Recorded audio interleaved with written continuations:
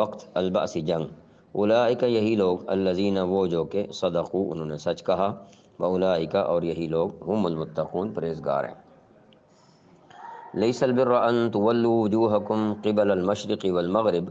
نیکی بس یہی تو نہیں ہے کہ اپنے چہرے مشرق یا مغرب کی طرف کر لو۔ اب یہاں پر خطاب جو ہے اس کا رخ اہل کتاب کی طرف ہے، جنہوں نے قبلے کے مسئلے پر بحث و مباحثہ اس انداز سے شروع کیا ہوا تھا جیسے دین میں اس سے زیادہ اہم کوئی مسئلہ نہیں ہے۔ مسلمانوں سے کہا جا رہا ہے کہ قبلے کے مسئلے کی ضروری وضاحت تو ہو چکی ہے، اب آپ دین کے دوسرے اہم مسائل کی طرف توجہ کریں، اور اہل کتاب بھی اپنا ایمان درست کریں اور وہ صفات پیدا کریں جو ایمان کے لیے مطلوب ہیں۔ اس سلسلے میں آگے قرآن کریم نے نیکی کے مختلف شعبے بیان فرمائے ہیں اور اسلامی قانون کے مختلف احکام کی وضاحت کی ہے جو ابھی ایک ایک کر کے آگے آ رہے ہیں۔ تو فرمایا وَلَٰكِنَّ الْبِرَّ مَنْ آمَنَ بِاللَّهِ وَالْيَوْمِ الْآخِرِ وَالْمَلَائِكَةِ وَالْكِتَابِ وَالنَّبِيِّينَ، بلکہ نیکی یہ ہے کہ لوگ اللہ تعالیٰ پر، آخرت کے دن پر، فرشتوں پر اور اللہ کی کتابوں اور اس کے نبیوں پر ایمان لائیں۔